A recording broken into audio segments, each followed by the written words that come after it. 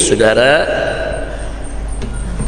saya hanya ingin menjawab beberapa pertanyaan yang berkembang di masyarakat sesuai sisi orasi yang sifatnya mengkritik, memprotes, dan sering juga kita dengar ucapannya keras, kasar ya ikhwan.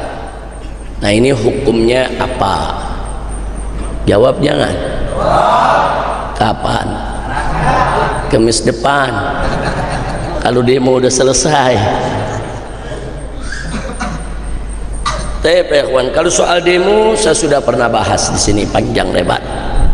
Saya sudah pernah bahas di tablik-tablik, di majelis-majelis saudara, bahwa demo itu tidak lain dan tidak bukan adalah aksi unjuk rasa, aksi untuk menyampaikan pendapat. Jadi berdasarkan undang-undang yang berlaku di negeri kita, demo itu dilindungi undang-undang. Jadi tidak boleh ada pihak manapun yang menghalangi siapapun yang ingin melakukan aksi unjuk rasa atau aksi menyampaikan pendapat. Bahkan dalam undang-undang penyampaian pendapat disebutkan kalau ada orang yang dengan sengaja menghalangi orang yang ingin melakukan aksi, itu bisa dipidana, bisa dituntut dan bisa dipenjara ya Wak. Nah, artinya kalau dari segi perundang-undangan tidak ada masalah, bebas. Orang mau demo, mau aksi, silakan ya ikhwan. Nah, jadi kita juga jangan alergi dengan saudara-saudara kita yang sedang aksi ya ikhwan. Itu yang pertama. Saya pikir kalau soal ini dulu kita pernah bahas berkali-kali, karena dulu kita juga sering demo dan sering diprotes orang tanya dalilnya apa. Nah, paling tidak dalam sejarah Nabi kita Muhammad sallallahu alaihi wasallam yang pernah dulu saya sampaikan bagaimana sekelompok sahabat pernah saling bergandeng tangan di kota Mekah, kemudian mereka saudara bertahlil mengucapkan la ilaha illallah, berjalan di tengah masyarakat dengan tujuan untuk menunjukkan kepada mereka bahwa kami muslim, mau apa, bahwa kami masuk Islam, mau apa. Nah, jadi dia mau tunjukkan kepada orang-orang kafir di kota Makkah. Itu juga demo. Nah, karena mereka mendapatkan selama ini banyak orang Islam diintimidasi, diteror, disiksa ya ikhwan. Nah, sehingga ada sekelompok sahabat yang memang pemberani seperti Sayyidina Hamzah dan lain sebagainya, saudara, mereka bergandeng tangan, mereka tunjukkan Islam mereka secara terang-terangan, nah, di depan mata orang-orang kafir. Nah, jadi ini juga salah satu bentuk aksi unjuk rasa, dia tunjukkan diri. Bahkan sebelum itu para sahabat pernah bermusyawarah, atau lebih tepatnya berbincang-bincang lah, tanpa kehadiran Nabi. Jadi diantara sahabat ini saudara ada yang punya inisiatif, pengen sekali-sekali begitu kita nih datang ke tengah-tengah orang kafir di depan Ka'bah, kalau mereka lagi kumpul kita baca Al-Quran yang keras biar mereka semua dengar isi kandungan Al-Quran. Nah, kira-kira siapa yang berani melakukan itu? Tahu-tahu ada satu sahabat angkat tangannya siap melakukan itu, yaitu Abdullah bin Mas'ud radhiyallahu anhu. Abdullah bin Mas'ud ini pelayan kita punya Nabi, khadimur Rasulullah sallallahu alaihi wasallam. Abdullah bin Mas'ud ini yang suka bawa tongkatnya Nabi, bawa sendalnya Nabi. Kalau Nabi masuk kemana sendal dibuka, dia yang pegang saudara. Nah, Abdullah bin Mas'ud ini fisiknya kecil ya kawan, badannya kecil, kurus. Ya kalau untuk berkelahi nggak meyakinkan saudara, tapi berani luar biasa. Terus para sahabat begitu lihat Abdullah bin Mas'ud, mereka mengatakan jangan kamu, karena badannya kecil ya kawan. Jangan kamu, yang lain aja. Udah gitu Abdullah bin Mas'ud ini dianggap juga bukan dari suku yang kuat ya kawan, sehingga khawatir nanti nggak ada yang melindungi. Nah, tapi tetap Abdullah bin Mas'ud mengajukan dia yang membaca. Singkat cerita, akhirnya di hari yang sudah ditentukan Abdullah bin Mas'ud jalan menuju Ka'bah. Di sekitar Ka'bah banyak orang-orang kafir Quraisy, pemuka-pemukanya pada hadir. Ada Abu Jahal, ada Abu Lahab, ada Abu Sufyan, ya ikhwan. Wah, ini pemuka-pemuka semua.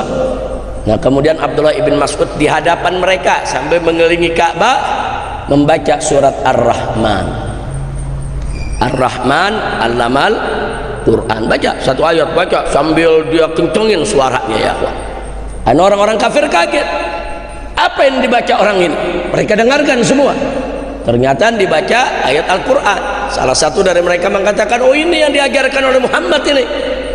Ini yang diajarkan oleh Muhammad nih, ini sihir ini, bahaya ini. Digebukilah Abdullah ibn Mas'ud, saudara.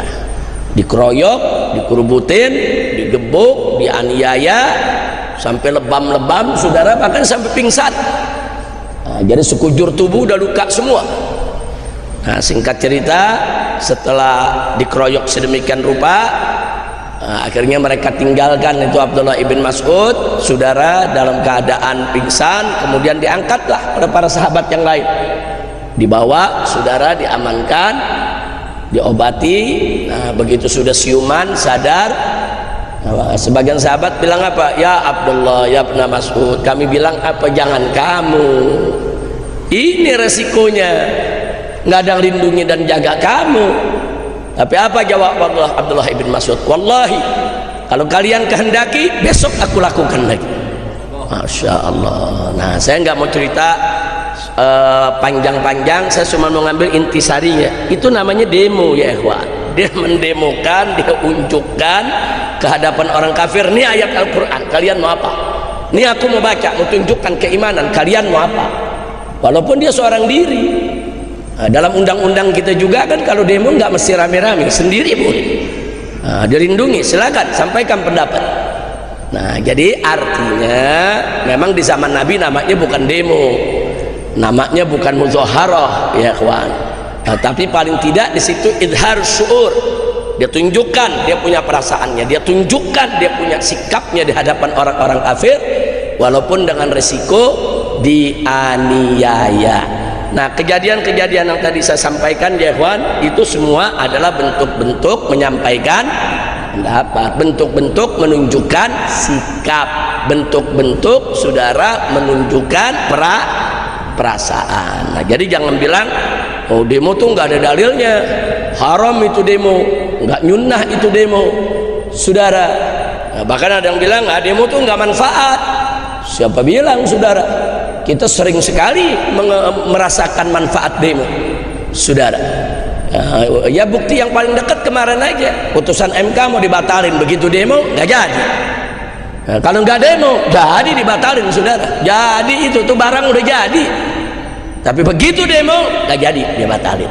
Jadi kita sudah sering, jangan kita nafilah demo nggak ada manfaatnya. Siapa bilang? Sering kali kita rasakan manfaat demo. Sesuatu yang tadinya menghimpit rakyat, begitu demo nggak jadi. Sesuatu yang tadinya akan menyusahkan rakyat, begitu demo nggak jadi. Sering tidak? Sering. Jadi jangan bilang nggak manfaat, jangan.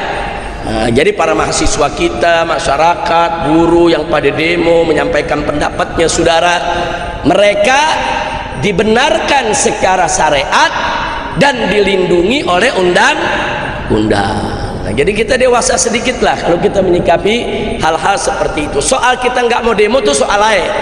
Oh, saya nggak suka kalau demo, ya nggak apa-apa nggak suka, saudara. Kan nggak dipaksa. Ayam halal, apa kita dipaksa makan ayam? Enggak, kita disediain ayam nggak doyan, ya jangan makan. Nah, tapi jangan langsung mengharamkan ayam. Oh, ini ayam haram nih, saya nggak suka. Ente nggak suka mau diharamin.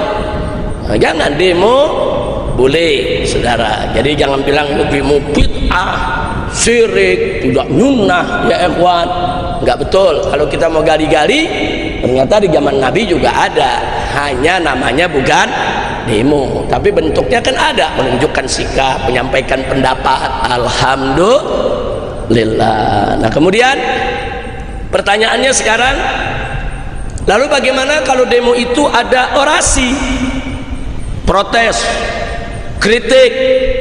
Nah, saya pikir siapapun tahu, saudara, yang namanya protes dan kritik sah-sah saja untuk disampaikan oleh siapapun, apalagi pada saat demo, saudara. Nah sekarang kita lihat aja saudara, firman Allah dalam surat An-Nisa ayat 148. Nah, dulu pernah saya bawakan pada saat saya disidang, waktu sidang ya kawan, waktu saya ditahan, digelar pengadilan di sidang saudara. Jadi ada jaksa menyela kita, ini Habib kan guru agama, jadi pakai bahasanya jangan kasar lah kepada pemerintah, begitu ya kawan, karena memang bahasa saya cukup keras saat di sidang. Nah saudara, nah kita jawab dengan surat An-Nisa ayat 148. Nah catat itu, surat An-Nisa ayat 148.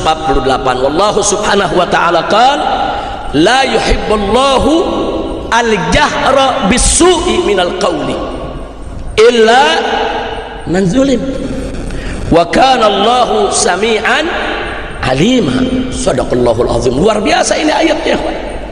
Apa Allah nyatakan di sini? La yuhibbullah, Allah tidak suka al-jahra bis-su', saudara.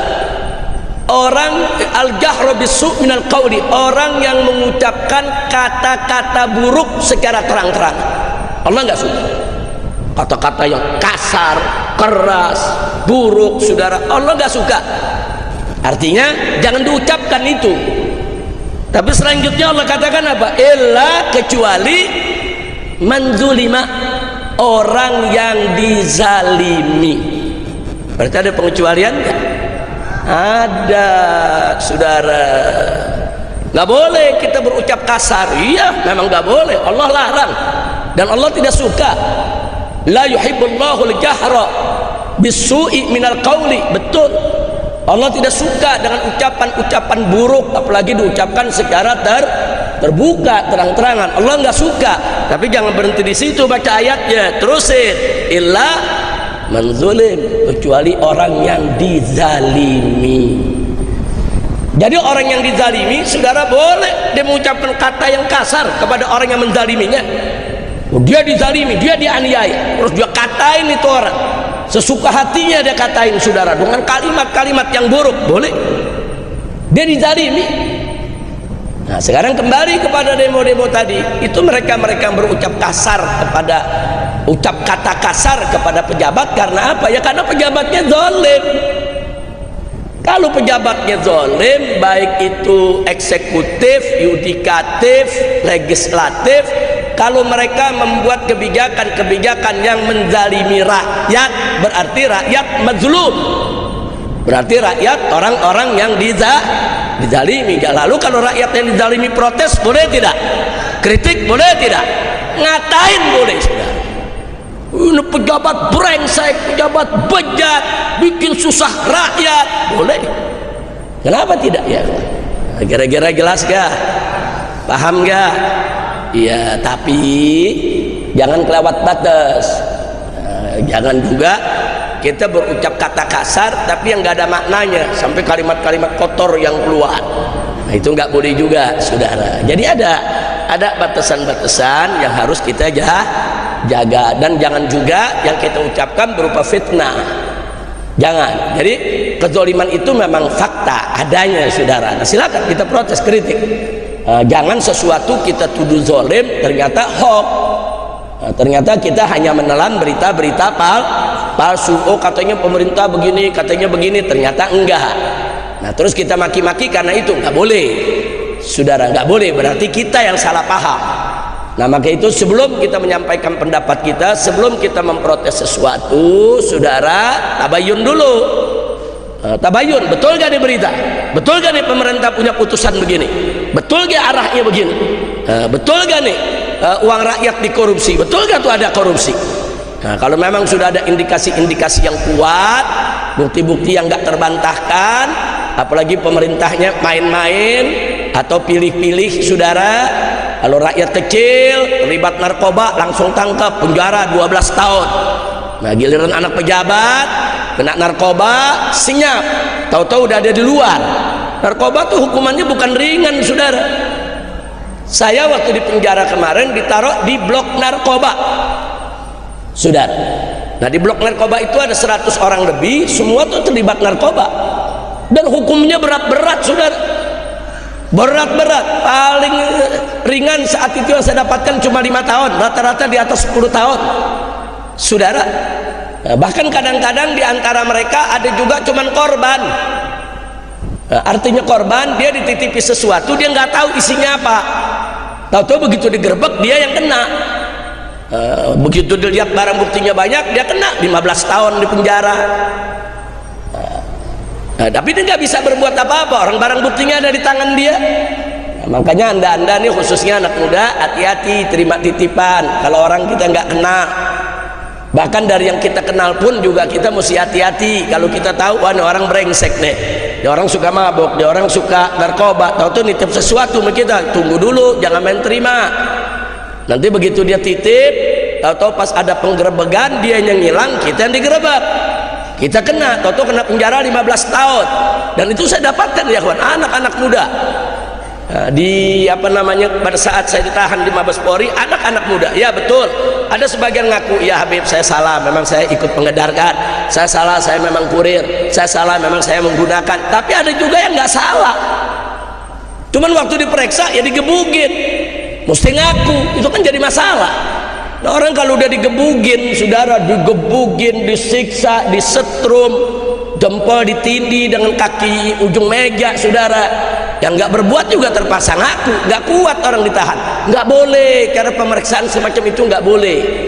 Saya waktu di Mabes Polri, di pengajian begini nih di Mabes Polri, saya ngajar saudara, semua polisi juga yang jaga di situ dengar, saya sampaikan, saya teriakan, nggak boleh kalian siksa orang saudara yang diduga. Nah, periksanya nggak boleh, main paksa, main siksa saudara, haram.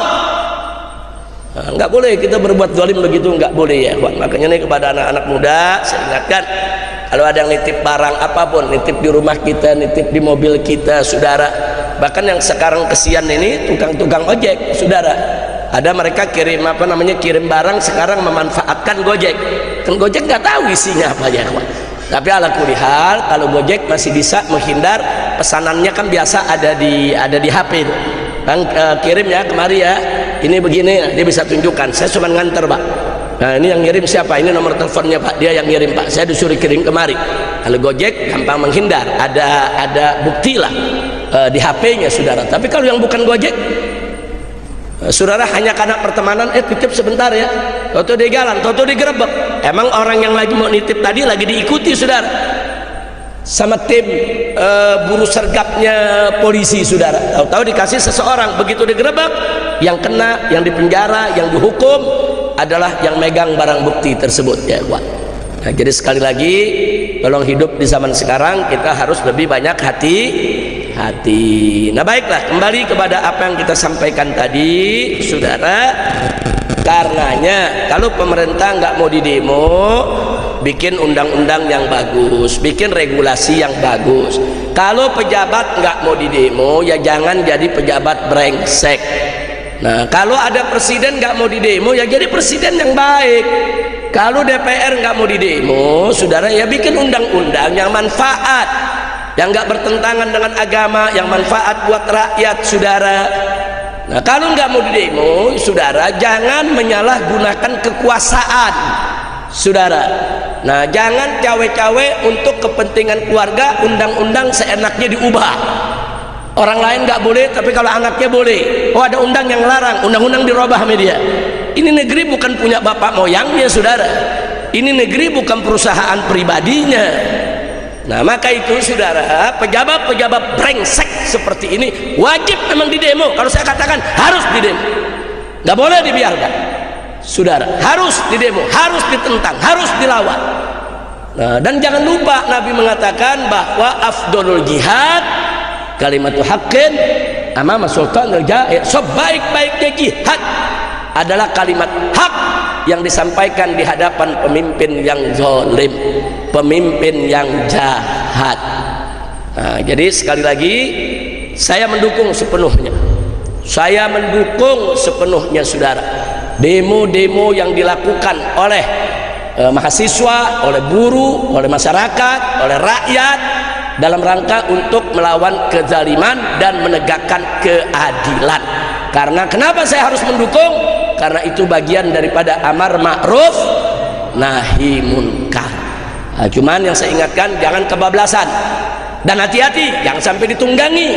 Saudara, ada yang suka nunggangi gerakan mahasiswanya bagus, gerakan buruhnya bagus, gerakan rakyatnya bagus, tapi ada orang-orang politik yang menunggangi.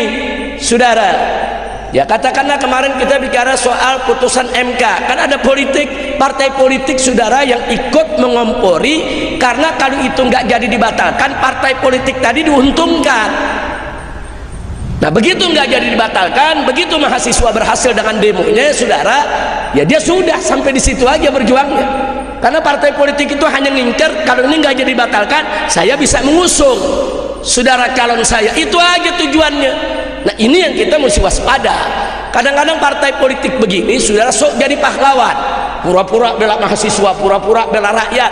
Oh, kadang-kadang ikut turun, saudara, ikut teriak soal keadilan, dirinya sendiri nggak pernah adil. Ini terjadi saat ini. Hati-hati, saudara, hati-hati. Tapi kalau demo-demo buruh, mahasiswa, rakyat, kita lihat aja, untuk suarakan itu keadilan, kebenaran, saudara, dukung.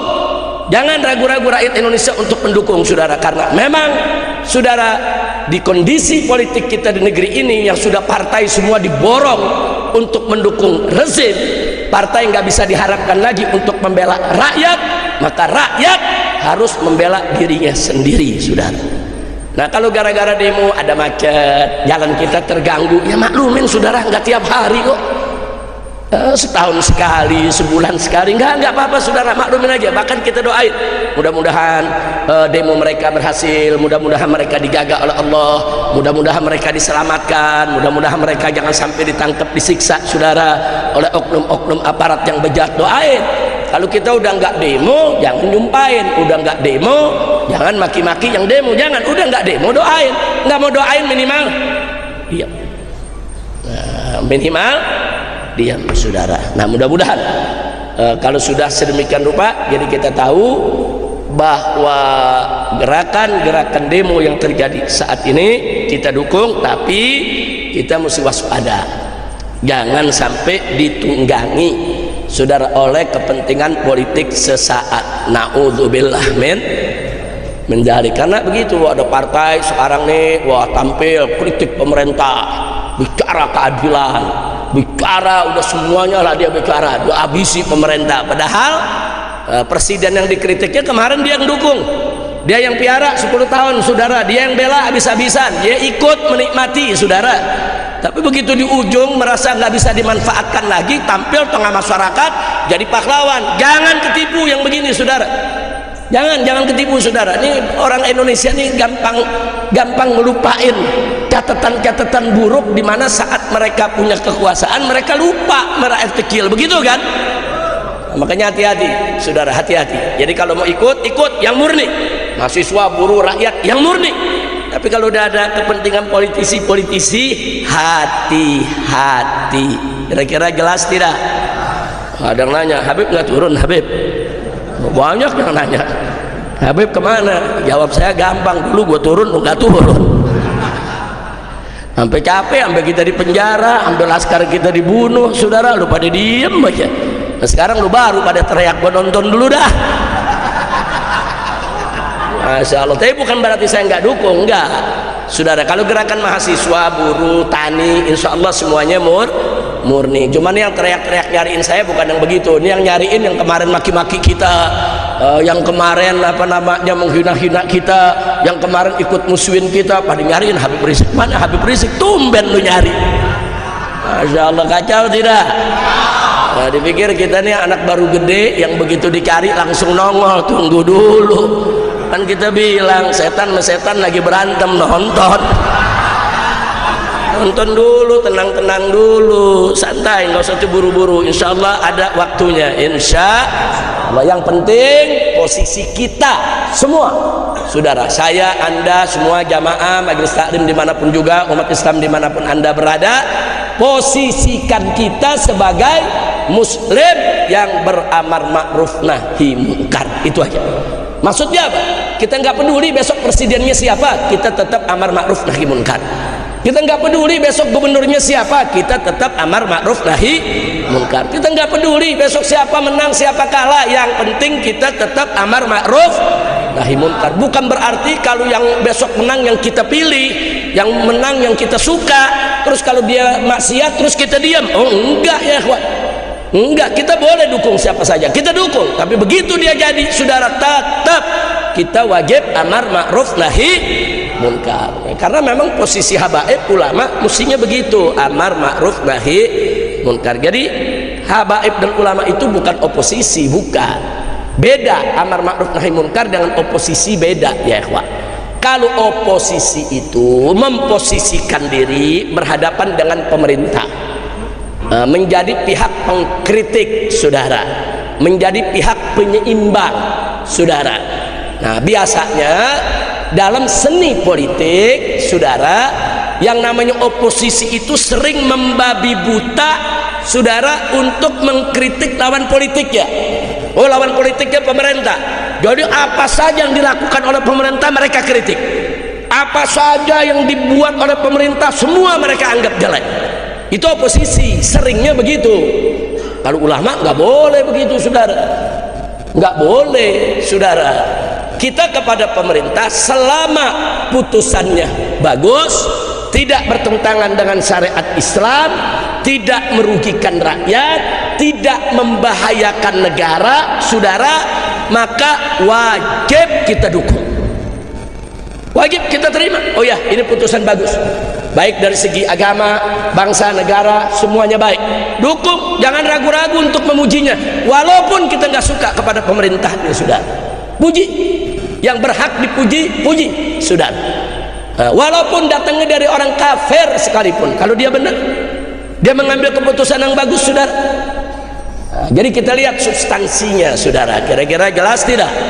Tapi kalau peraturannya bertentangan dengan syariat, merugikan rakyat, membahayakan negara, wajib kita tentang, wajib kita tolak, dan wajib kita berusaha bagaimana supaya undang-undang tersebut dibatalkan atau direvisi atau diganti, wajib, nggak boleh dibiarkan. Nah itu namanya sikap amar ma'ruf nahi munkar. Kira-kira jelas tidak? Jadi bukan oposisi, bukan, jangan bilang Habib Rizik oposisi, enak aja, gua partai nggak punya, anggota dewan bukan, pejabat bukan, dari mana oposisi saudara. Terus kalau ada yang nanya lagi, Habib tapi ini sekarang banyak yang minta presiden turun nih, saya ditanya setuju apa enggak, jawab saya, lu baru bangun tidur loh. Dia nggak tahu apa, dari mulai di Mekah saudara, saya sudah teriak-teriak dari mulai di Mekah nih, di Mekah nih, silakan buka lagi, saya udah teriak, kalau negara pengen selamat, makzulkan Jokowi, bubarkan PDIP. Dari dulu saya teriak, bukan sekarang, bukan, dulu. Kira-kira jelas gak? Enggak, saya mau tanya yang hadir sini dulu waktu di Mekah, ada gak rekaman begitu? Ada gak? Beredar gak? Ya udah dari dulu, tahun berapa itu? 2017, sekarang 2024, sekarang baru pada teriak dan sharing Jokowi, lu baru bangun tidur. Kira-kira jelas gak? Tapi nggak apa-apa, lebih baik terlambat daripada tidak sama sekali. Ya udah tinggal 2 bulan lagi beres, baru mau dilengserin. Aduh, kacau dah. Udah gitu pakai nyalain, Habib Rizik nggak turun nih, payah. Udah puyeng, padahal saya dukung, Beb dukung nggak lengserin. Dari dulu kita juga teriak lengserin saudara. Bahkan dari dulu saya udah bilang ini memang brengsek, nggak sesuai aturan, aturannya baunya amburadul. Berkali-kali saya teriak brengsek, si brengsek, masa nggak paham sih? Kira-kira paham nggak? Udah, Ustadz Kembar ketawanya jangan kenceng-kenceng, urusannya diciduk duluan nanti. Jadi kalau sekarang enggak, saya mau ngaji dulu, ngaji baca kitab ya. Iya, baca kitab, biar yang muda-muda dulu dah yang teriak. So udah capek, udah teriak, udah sering, udah banyak. Kalau ibarat makan tuh udah bosen udah. Kira-kira jelas tidak? Paham tidak? Jadi artinya saudara, ya saudara, kalau ada presiden siapapun dia cawe-cawe membangun politik dinasti, dia hanya ingin untuk membahagiakan keluarganya saja dengan mengorbankan daripada kesejahteraan rakyat, wajib segera dilengserkan. Saya sudah sampaikan ini dari tahun 2017, makzulkan Jokowi. Loh, kenapa 2017 saya begitu semangat? Karena memang dari awal dia memimpin udah banyak bohongnya. Nah, Allah menyatakan dalam Al-Quran, wailul lil mutaffifin. Saudara, celaka bagi orang-orang tuh yang suka berdusta. Kalau dalam Al-Quran diceritakan orang yang suka mengurang-urangi timbangan, saudara, dia bohong, dia curang, nggak boleh, saudara. Dan Nabi juga pernah mengatakan, man ghasyana falaysa minna, barang siapa yang mencurangi kami, membohongi kami, menipu kami, tidak termasuk golongan kami. Dan sejak 2017 dari Mekah sana saya sudah berteriak, saudara, siapapun pemimpin yang memperoleh kemenangan dengan jalan curang tidak akan berkah, tidak akan berkah. Nah, sekarang kita lihat lagi, sudah dia sama dia ribut, saudara, ekonomi semrawut, saudara, utang nggak tanggung-tanggung, utang yang resmi dari pemerintah aja sudah lebih dari 8.000 triliun, belum utangnya BUMN yang juga 8.000 triliun, saudara. 8.000 triliun, belum lagi uang pensiunan ASN, TNI, Polri, saudara, itu jumlahnya nggak kurang dari 4 triliun. Jadi beban yang ada sekarang ini 20 triliun. Kesian Pak Prabowo, besok baru jadi presiden, mesti ngeberesin utang 20.000 triliun. Kalau nggak stroke udah bagus. Ya kan kesian orang jadi presiden dilantik bukan dikasih, saudara, program yang bagus, dikasih apa? Beresin utang. Jokowi yang pesta, saudara, piring pada kotor, Prabowo yang disuruh nyuci, ya. Kacau, kacau. Lah kacau kan? Orang lain yang pesta, ente bayangin lagi pengantenan tamu 1000, semua makan kotor gak berik, terus ente nyuci sendirian, gimana loh? Ya begitu, saya perumpamakannya begitu. Jokowi dan kroni-kroninya nih yang pesta, saudara, udah piring semua kotor, saudara, semua peralatan pesta ada di situ ditinggal, Prabowo disuruh rapihin, ya. Ya mudah-mudahan Prabowo bisa, amin. Mudah-mudahan Prabowo mampu, amin. Sebab kalau nggak mampu kesian, orang bisa stroke, saudara. Udah beresin utang 20.000 triliun, banyak yaitu daripada pembangunan yang mangkrak di mana-mana, saudara. Nah, maka itu saran saya, boleh kasih saran? Boleh kasih saran? Ditangkap nggak? Nah, saran saya, insya Allah nanti tanggal 20 Oktober jika Bapak Prabowo Subianto dilantik sebagai Presiden Republik Indonesia, saya sarankan program pertamanya dalam rangka untuk menyelamatkan NKRI, seluruh utang negara, saudara, diaudit. Audit, periksa semua utang. Nah, nanti di audit kelihatan mana utang yang betul-betul legal, mana utang yang ilegal. Utang yang legal itu utang yang disepakati oleh pemerintah dan DPR, saudara. Legal, bayar sesuai perjanjian. Tapi kalau ada utang ilegal, saudara, yang memang DPR tidak pernah setujui atau tidak melalui prosedur yang sebenarnya, tidak ada studinya, saudara, tidak memenuhi persyaratan, saudara, atau bahkan ada satu proyek para ahli sudah mengatakan ini tidak boleh dibangun, ini berbahaya, ini proyek rugi, tapi pemerintah tetap dia tubruk, dia jalan, saudara. Ini semua utang ilegal. Utang yang ilegal ini, saudara, nggak usah dibayar, lalu pelakunya jeblosin semua ke penjara, masukin ke penjara, saudara. Mau siapapun, mau Jokowi ke, saudara, mau Luhut ke, mau siapapun kroni-kroninya, kalau memang terbukti melakukan utang ilegal, tangkap, jebloskan ke penjara, sita semua hartanya, saudara. Jadi itu saya yakin kalau itu diaudit, saudara, utang yang tadinya kelihatan 20.000 triliun mungkin cuma 4.000 triliun, saudara. Sisanya ini banyak dikorupsi, banyak dipakai untuk pribadi. Ada urusan apa kita disuruh bayar utangnya dipakai buat pribadi?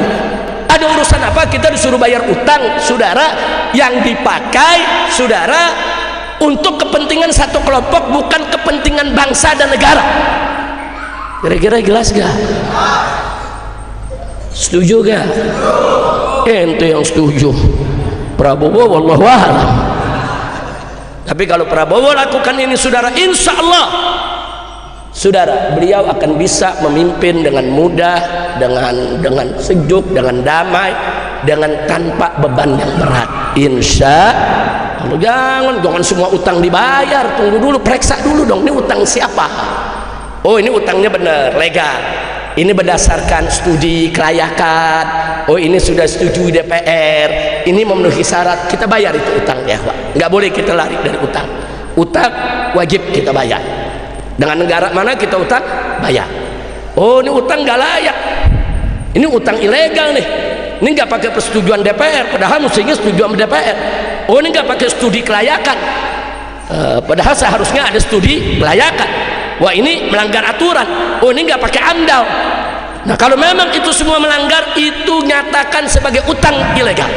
Ada utang legal, ada utang ilegal. Utang legal bayar, utang ilegal saudara tangkap pelakunya, jebloskan ke penjara, sita semua hartanya saudara, dan jangan bayar ke luar negeri. Luar negeri juga salah. Siapa suruh Anda memberikan utang kepada pribadi orang? Luar negeri juga tahu kok, ada aturan di Perserikatan Bangsa-Bangsa bahwa utang piutang antar dua negara itu harus disetujui sesuai prosedur kenegaraan saudara yang berlaku di negara tersebut. Yang berlaku di negara kita harus persetujuan presiden dan DPR saudara. Tidak ada persetujuan utang ilegal jangan bayar, walaupun itu negara asing marah. Oh, nggak bisa Anda memberikan kepada pribadi bukan kepada negara, silakan tagih sendiri. Itu Jokowi sama kroningnya bisa gempor tuh, masuk penjara aja urusannya. Amin, amin, amin. Ini bukan demo nih, doa. Doa kira-kira jelas gak? Lu paham gak? Ya udah, saya kasih saran gratis tuh buat Pak Prabowo. Biasanya kan konsultan bayar. Konsultan bayar gak? Bayar enggak pakai bayar, gratis sudah.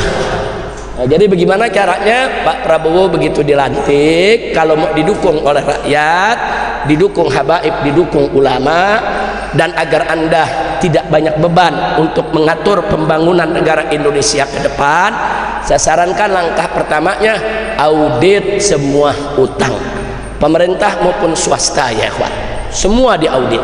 Nah, tolong dipilah mana utang yang legal resmi dan mana utang yang ilegal tidak resmi. Utang yang legal bayar, komunikasikan dengan negara yang bersangkutan, minta keringanan, minta dibebaskan dari bunga saudara, lakukan moratorium ulang saudara. Nah, supaya kita mudah untuk membayarnya. Adapun utang-utang yang ilegal yang tidak memenuhi persyaratan atau nubruk aturan saudara, jangan dibayar. Itu urusan pribadi yang bersangkutan. Lalu apa? Panggil yang pelakunya saudara, periksa di KPK, seret ke pengadilan, miskinkan dia, sita semua asetnya, jebloskan ke penjara siapapun dia, walaupun itu mantan presiden, mantan menteri, nggak peduli. Dia berani coba-coba membuat utang yang ilegal, tangkap, jebloskan ke penjara ya. Rakyat dukung, nggak usah khawatir, rakyat dukung.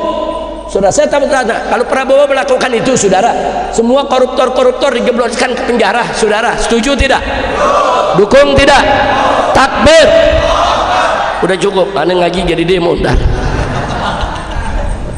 Nah, jadi itu yang saya mau sampaikan. Jadi itu aja. Jadi ada pertanyaan apa hukum demo? Boleh, asal jangan langgar syariat. Jangan demonya telanjang, jangan jawab. Jangan demonya nunjukin aurat, jangan juga demonya kelewatan sampai bunuh diri, bakar diri. Kan ada yang demo bakar diri saudara, nggak boleh dalam Islam, nggak boleh. Demo boleh, unjuk rasa boleh, tapi tetap tidak boleh langgar syariat atau mengganggu orang yang tidak mengganggu. Kadang nanya, kalau mukul aparat bagaimana Habib? Nggak boleh kalau dia nggak mukul. Tapi kalau aparatnya mukulin kita, nembakin kita, jawab dia lawan kenapa? Dalam konteks bela diri saudara, bela diri wajib. Jangan diam, pukul lagi, ditimpuk lagi saudara. Berani gak lu? Ya kalau nggak berani tidur dah. Udah nggak berani so ikut demo. Pulang demo marah-marah, demo begini ya, demo begini. Lu pikir demo makan apa? Makan rendang.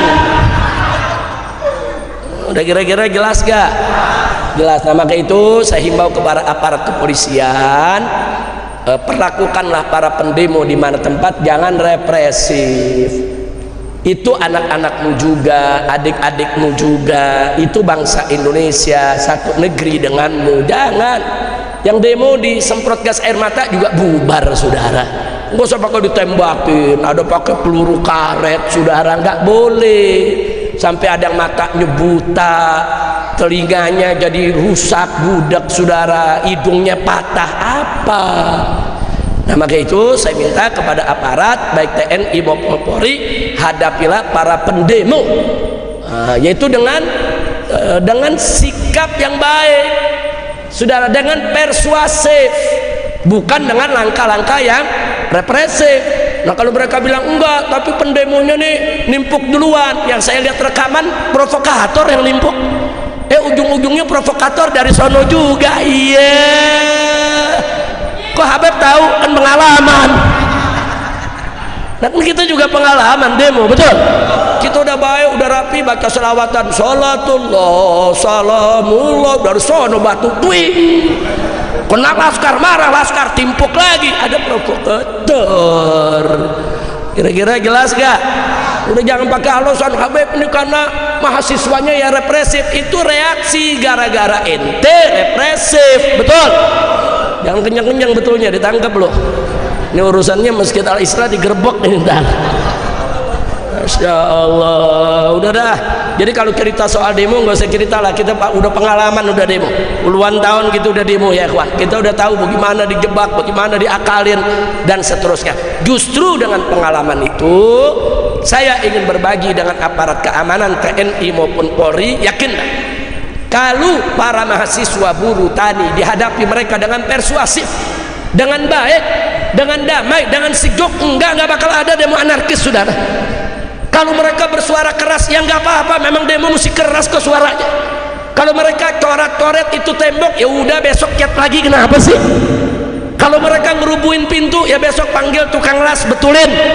Kenapa sih mesti ditembak orang, mesti dipukul, pecah kepalanya, patah hidungnya? Orang yang pecah kepala, patah hidung, rusak pendengarannya, itu bisa cacat seumur hidup, saudara. Itu enggak sepadan dengan tembok yang rusak, dengan pagar yang rubuh. Jadi manusiawi lah, manusiawi. Nah, adapun para mahasiswa, para buruh, para petani, rakyat semuanya yang berdemo, ikhlaskan niat. Jangan mau ditunggangi oleh siapapun, jangan mau dijadikan alat politik siapapun. Berjuang dengan niat yang ikhlas, bersih, hanya untuk mencari ridha Allah, membela agama, bangsa dan negara. Pokoknya semua mahasiswa, buruh, siapapun yang berdemo dengan niat yang ikhlas untuk bela agama, bangsa dan negara, saya nomor satu paling depan untuk mendukung daripada perjuangan mereka, saudara. Takbir, sallu ala nabi.